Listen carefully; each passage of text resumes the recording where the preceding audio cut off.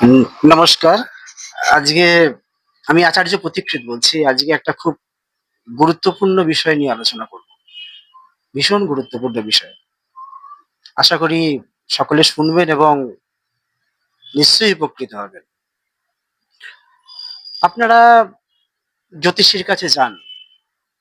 জ্যোতিষীর কাছে গিয়ে কি জানতে চান? আমাদের কখন কেমন যাবে? ভবিষ্যতে কি হবে?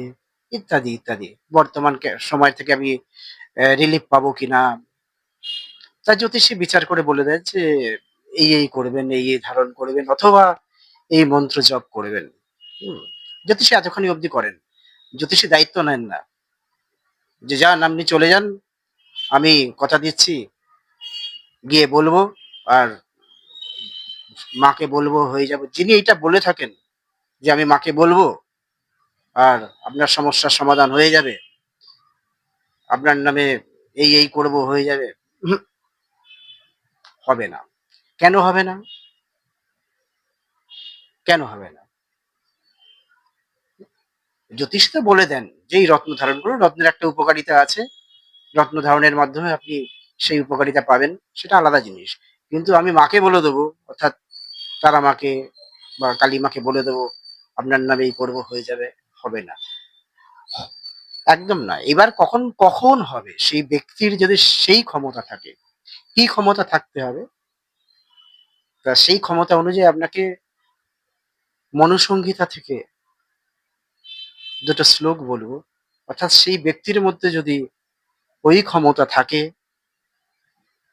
তবে তিনি আপনার কর্মফল কাটাতে পারবেন এবং কাটিয়ে যেই কর্মফল কাটাক না কেন, ধরুন সেই কর্মফল তাকে নিতে হয়। কর্মফলটা যাবে কোথায়? কে নেবে? কর্মফলটা তো কাউকে নিতে হবে। সে সেই কর্মফলটা সেই সাধক নেন এবং সাধক তার সাধনা দ্বারা সেই কর্মফল কাটান। এখন সেই সাধক কেমন হতে হবে যে বুঝবো যে সে সাধক? এটা মনুসংহিতা মহর্ষি মুনি, মহর্ষি মনু, মহর্ষি মুনি মনু তিনি তার সংহিতা ২য় অধ্যায় বলেছেন। অর্থাৎ কি? না চক্রিণ দশমী সস্তা রোগিণ ভারণীয় স্ত্রিয়া স্নাতকস্য চ রাজ্ঞস্য পন্থা দেবরস্য চ। এর মানে হলো যে মনু বলছেন যে যিনি গাড়ি চড়ে যাচ্ছেন। আমরা সাধারণ অর্থে যে গাড়ি চড়ে যাচ্ছেন। যে গাড়ি চড়ে যাচ্ছে মানে বড়লোক সে। না, এখানে সেই অর্থে সে নয়। যিনি আমাদের এই আজ্ঞাচক্রে আছেন।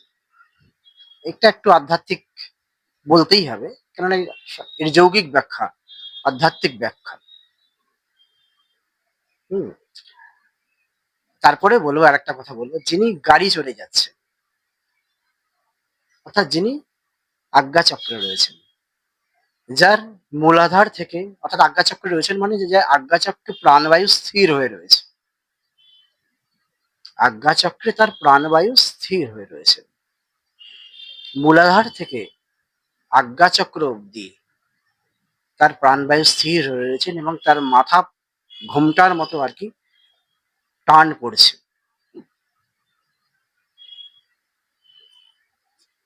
আরেকজনকে যার জিহ্বা রাজিকাতে পৌঁছে গেছে। অর্থাৎ আমাদের যে জীব সেটা তালমূলের মধ্যে প্রবেশ করেছে। এটাকে খেচুড়ি মুদ্রা বলা হয়। খেচর শব্দে আকাশ। খিচুড়ি আমরা বলি না? খেচর পাখি, পাখিদেরকে খেচর বলা হয় যারা আকাশে উড়তে পারে। তাই খেচুড়ি মুদ্রা এটাকে বলা হয়। অর্থাৎ যিনি খেচুড়ি করতে পারেন বা খে জিহ্বা যার রাজ্যিকাতে পৌঁছে গেছে, এনারা হচ্ছেন মহাত্মা ব্যক্তি। এদের আগে কখনো বসবে না। এদেরকে যথাবিহিত সম্মান করবে। মহাত্মা মানে তারা যদি মনে করেন তোমার কর্মফল খণ্ডন করবে, করবে। তারা পারবে। তারা তোমার কর্মফল খণ্ডন করে তারা সেটা নিজের মধ্যে নেবেন। এরকম অনেক উদাহরণ আছে। যোগীরাজ শ্যামাচরণ লাহিড়ীর নিশ্চয়ই নাম শুনেছেন, লাহিড়ী বাবা। তো লাহিড়ী বাবাকে সেই একই প্রশ্ন করেছিল যে, আজকাল পৃথিবীতে সবাই তো মহাত্মার তার এক ভক্ত আরকি। আ এক ভক্ত এসে প্রশ্ন করলেন তাকে যে, "আজকাল তো সবাই মহাত্মা সাজিয়ে বসে আছে। তা আসল মহাত্মা কি করে জানবো? তাকে চিনব কি করে? কে আসল মহাত্মা?" তখন লাহিড়ী বাবা মোহন রহস্যের এই শ্লোকটা বলেছিলেন তুলে। তা 2nd টা হচ্ছে তার পরের শ্লোক মনু আরো বলেছেন। বলছে, "তেষান্তু সমবেতানাং মানৌ স্নাতক পার্থিব রাজস্নাতকস্যৈব স্নাতক নৃপমান ভাগ।" অর্থাৎ এই দুজনের মধ্যে অর্থাৎ একজন হচ্ছে যিনি আজ্ঞাচক্রে রয়েছেন আর যার জিহ্বা রাজিকাতে পৌঁছে গেছে। অর্থাৎ জিহ্বা তালুমূলে প্রবেশ করেছে। খিচুড়ি মুদ্রা তার খিচুড়ি সিদ্ধ পুরুষ। এই দুজনের মধ্যে আবার যিনি আজ্ঞাচক্রে সবসময় চলছেন তিনি হচ্ছেন শ্রেষ্ঠ। এই দুজনেই শ্রেষ্ঠ, দুজনেই খুব উঁচু মানের সাধক। কিন্তু তার মধ্যেও শ্রেষ্ঠ হচ্ছে যিনি সবসময়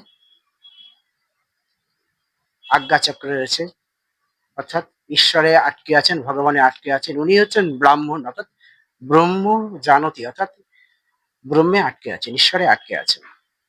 এটা হচ্ছে ব্রাহ্মণ অবস্থা। উনি শ্রেষ্ঠ। তাহলে আপনাদেরকে সেরকম ব্যক্তির কাছে যেতে হবে যিনি আপনার কর্মফল নিতে হবে। ধারণ করতে পারবে আপনার কর্মফল, নিয়ে কাটাতে পারবে। আমি আমার গুরুকে দেখেছি।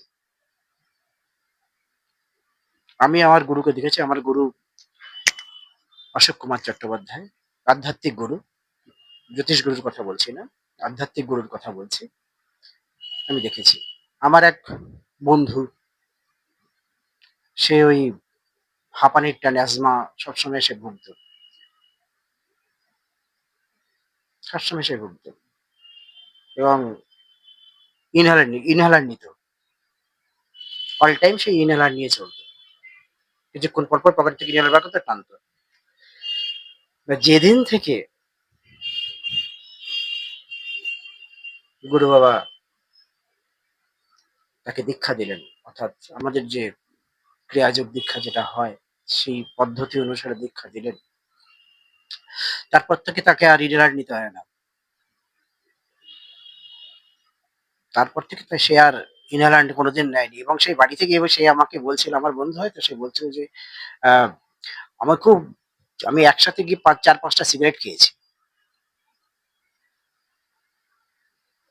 তা এইবার গুরু বাবা কি করলেন? অর্থাৎ তার ছোঁয়ায় তো তার কর্মফল তো সে তো নিল, ডেস্টিনি নিল। তাকে চিরজীবনের মতো সুস্থ করে দিল। কিন্তু সে এটা তার ভেতরে যে এই কর্মফলটা আসলো সে সেটা সাধন দ্বারা, সেটা সে নিজস্ব সাধন দ্বারা সেটাকে সে আউট করে দিল। অর্থাৎ রোগকে আউট করা যায় সেটা সাধন দ্বারা সম্ভব হয়। এবং এরকম ধরনের ব্যক্তিরাই পারবেন। অন্য কেউ পারবে না। মায়ের কাছে বলছি ইত্যাদি, ইত্যাদি।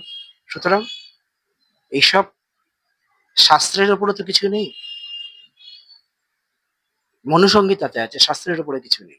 সুতরাং আপনারা শাস্ত্র এই আমি আজ বললাম, তাকে জিজ্ঞেস করবেন কি আপনার খিচুড়ি হয়েছে? আপনার কি জিহ্বা রাজিকাতে পৌঁছেছে? যদি হয়ে থাকে অবশ্যই সে আপনার অনেক কিছু আপনাকে রিলিফ দিতে পারে।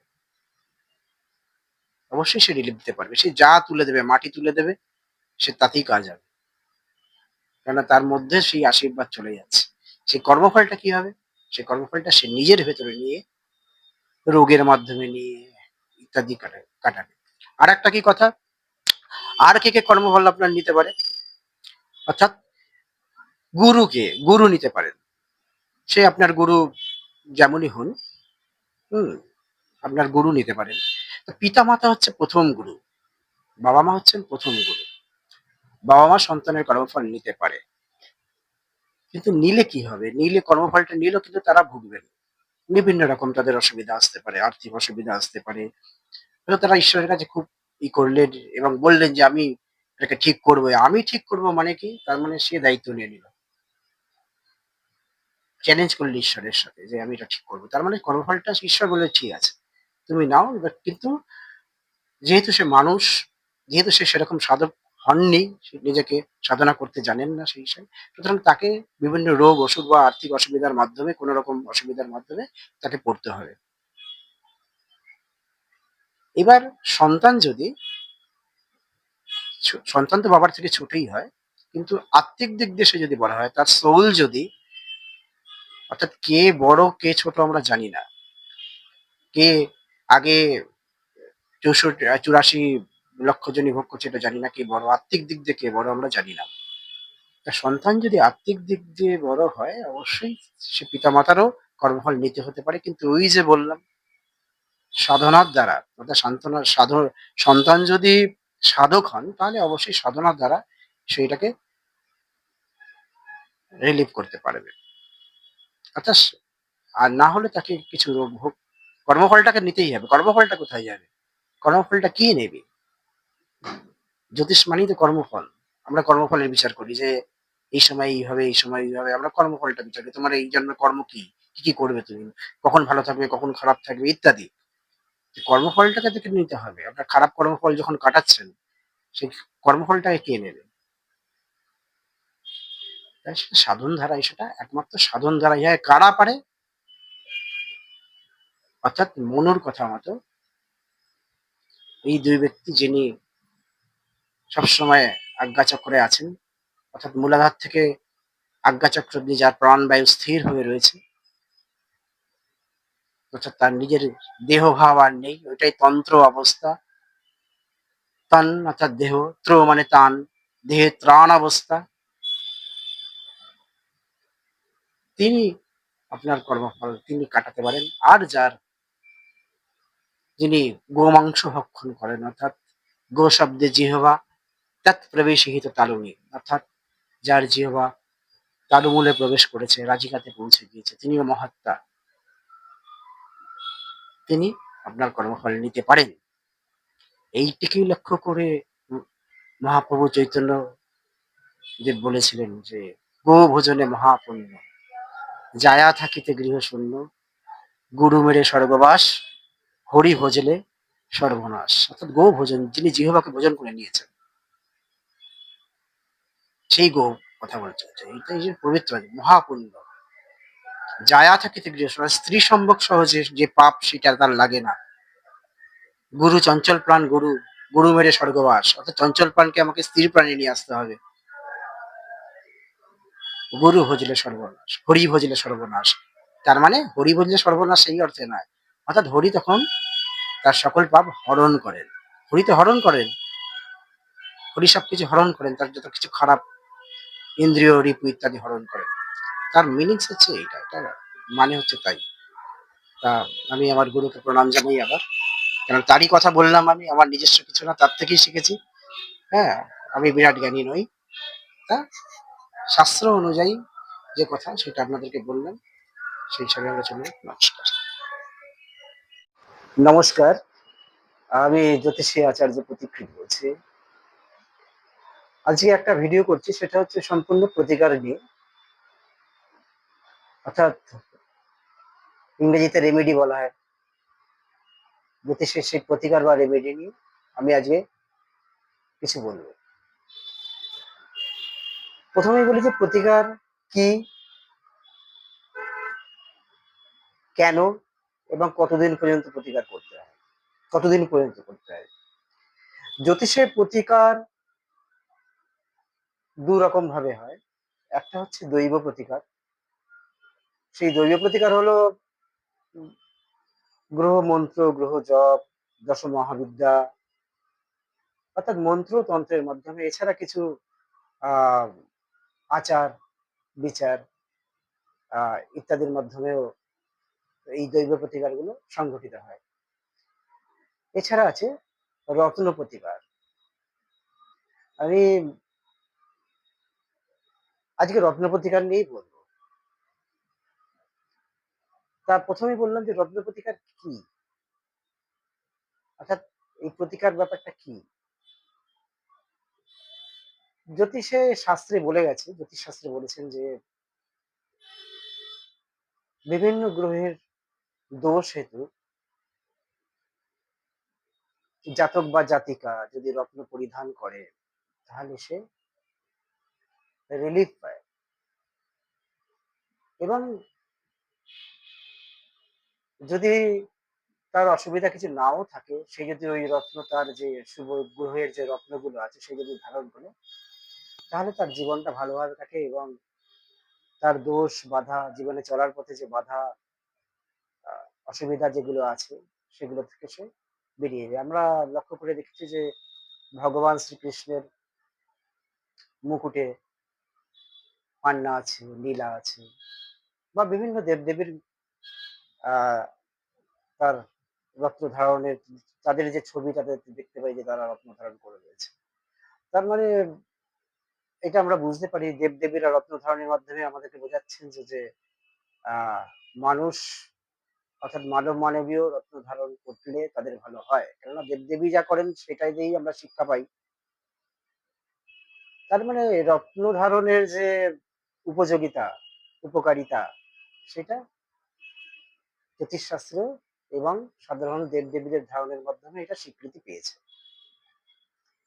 এবার হচ্ছে কেন রত্ন ধারণ করবো।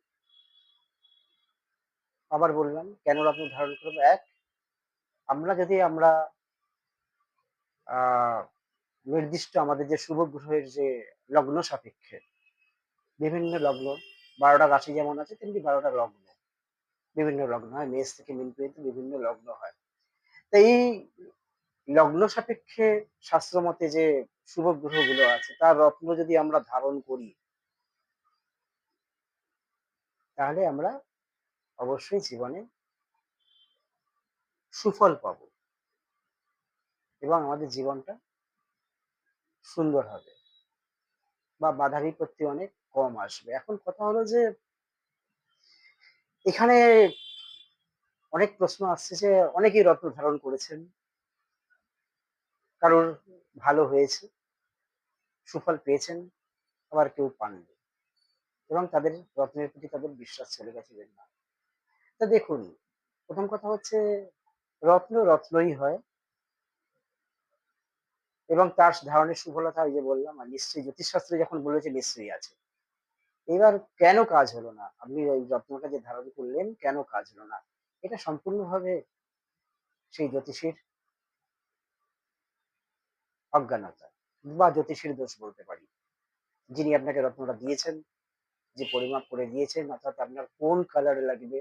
ধরুন একটা নীলার তার বিভিন্ন রকম কালার আছে, মেঘের মতো কালার, তারপরে সাধারণ নীল, অপরাজিতা নীল, বিভিন্ন রকম হালকা নীল, আর তারপরে নীলের সাথে হলুদ মেশানো, হুম, নীলের সাথে লাল মেশানো, বিভিন্ন রকম কালার আছে। বাস আপনার ক্ষেত্রে কোনটা লাগবে সেটা একজন আহ জ্যোতিষী বলে দিতে পারেন, সঠিক যে বিচার করে আপনার ক্ষেত্রে তাদের সেই গ্রহগুলোর অবস্থান, সংযোগ, দৃষ্টি ইত্যাদির মাধ্যমে সে বলতে পারবেন যে আপনার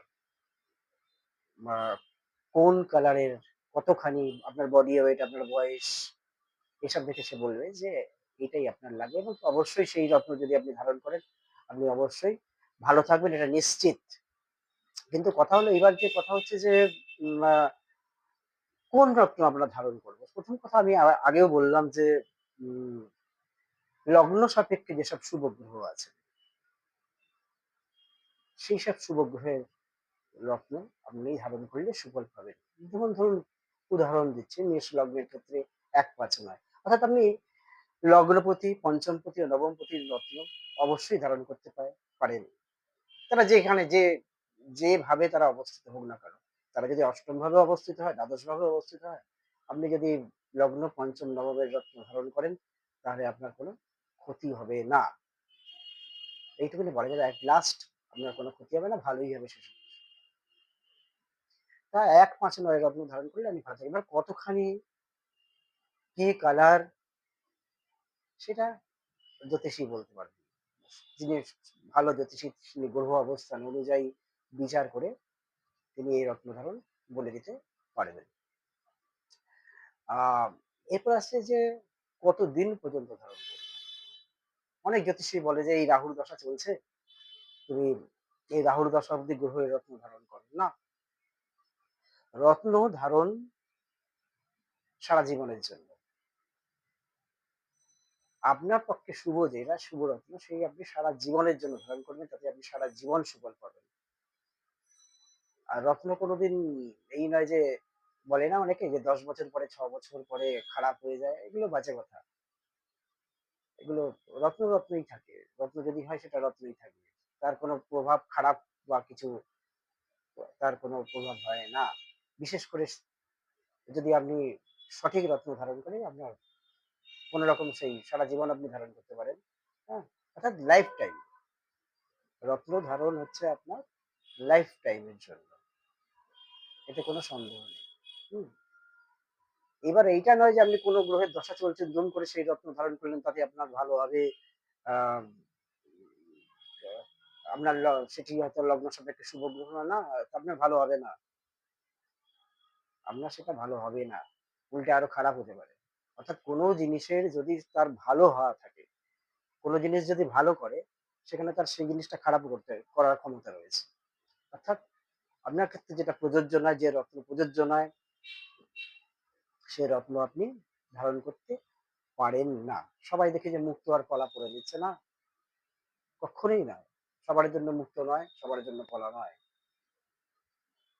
আপনার জন্য যদি মুক্ত পলা শুভ হয়ে থাকে তাহলে আপনি পড়বেন, সেটা জ্যোতিষী লগ্ন সাপেক্ষে বিচার করে দেবেন। এবং কি কালারের মুক্ত হবে, মুক্ত বিভিন্ন আছে, কালার আছে, গোল্ডেন আছে, পিঙ্ক আছে, বিভিন্ন কালারের মুক্ত আছে। কোনটা আপনার পক্ষে প্রযোজ্য হবে সেটা করতে পারেন। অনেক সময় দেখা যায় যে আমরা প্রতিকার করি দুটো গ্রহের অবস্থানজনিত, দৃষ্টিজনিত, রাশিজনিত, যে রাশিতে বসেছে সেই অনুযায়ী আমরা বিভিন্ন এফেক্ট করি। যেমন পীতাম্বরী নীলা, অর্থাৎ আহ, তাকে নীলা দিচ্ছি এবং তার সাথে সাথে একটুখানি তার মধ্যে হলুদ রঙের বর্ণ থাকছে, বা যেটাকে গঙ্গা যমুনা বলে, দুটো কালার মিশানো থাকছে। এটা কখন এটা আমরা দিই, অর্থাৎ এটা আমরা জুপিটার পরোক্ষভাবে যদি নীলা মানে নীলাই, সেটা শনির কাজ করছে, শনির উপর বেস করে দিচ্ছি আমরা। কিন্তু তার সাথে সাথে বৃহস্পতির এফেক্ট আছে, পরোক্ষভাবে বৃহস্পতিরও কাজ করবে।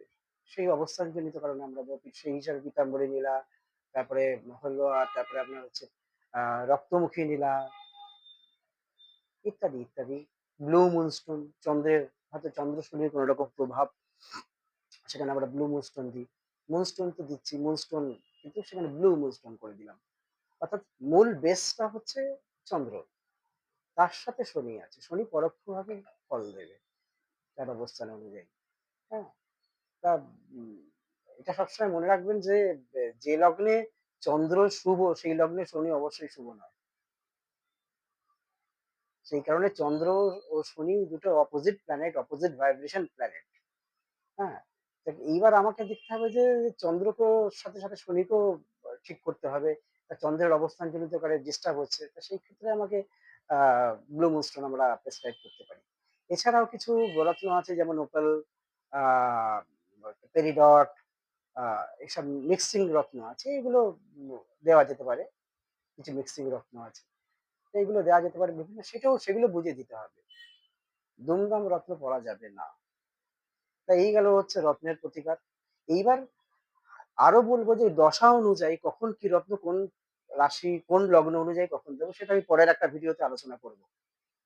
সেগুলো দেখাতে হবে যে গ্রহটি এই জায়গায় অবস্থান করছে, সেই কারণে এই রত্ন দেওয়া উচিত বা দেওয়া হয়েছে, তাতে সে ভালো রয়েছে। সেটা একটা পরের ভিডিওতে আলোচনা করব। হুম। তা 1 নম্বর আমি যে বললাম সেটা হচ্ছে যে জেমস প্রতিকার বা রত্ন প্রতিকার। এবার সেকেন্ড যেটা বলছি সেটা হচ্ছে যে দৈব প্রতিকার। যদি দৈব প্রতিকার সঠিক হয় তাহলে রত্নের দরকার নেই। অর্থাৎ সঠিকভাবে যদি আমরা দশমহাবিদ্যা, অর্থাৎ নির্দিষ্ট প্ল্যানেট অনুযায়ী দশমহাবিদ্যার আমরা সাধনা বা ভক্তি ভরে আমরা করতে পারি, কোনো সঠিক সাধকের নির্দেশে, জ্যোতিষ সঠিক সাধক, জ্যোতিষ সাধক, তা সেখানে আমরা অবশ্যই আমরা এই জায়গাটা বুস্ট আপ করতে পারবো। হুম। মূল তো আমাদের আধ্যাত্মিক ক্ষেত্রে মূল হচ্ছে পুরুষ ও প্রকৃতি। তা কেউ কেউ পুরুষ শিবকে বলেন, মহাদেবকে বলেন শিবকে বলেন প্রকৃতি পুরুষ, এবং দুর্গা বা কালীকে বলেন প্রকৃতি শক্তি। আবার কেউ নারায়ণ লক্ষ্মী, ব্রহ্মা সরস্বতী। তাই মোটামুটি পুরুষ ও প্রকৃতিকে নিয়ে জগৎ। তা এই সেই পুরুষ প্রকৃতিকে ধরো বিভিন্ন দৈব প্রতিকার করা হয়। আহ, আমি যেটা করে থাকি সেটা হলো যে আহ, দশ মহাবিদ্যা এবং পুরুষ ও প্রকৃতি সাধন, এই যে দৈব কাজ এটা করলেই বিভিন্ন গ্রহ এইসব জায়গা থেকে মুক্তি, মানে গ্রহ দোষ থেকে মুক্তি পাওয়া যায়। ন- এর পরের দিন আমি বিভিন্ন জায়গায়, অর্থাৎ গ্রহদের বিভিন্ন জায়গায় অবস্থান দশাকালীন কি কি প্রতিকার হবে, কোন রেমেডি ধারণ করতে হবে, এর পরের ভিডিওতে আমি বলবো। আজকে রাখছি, নমস্কার।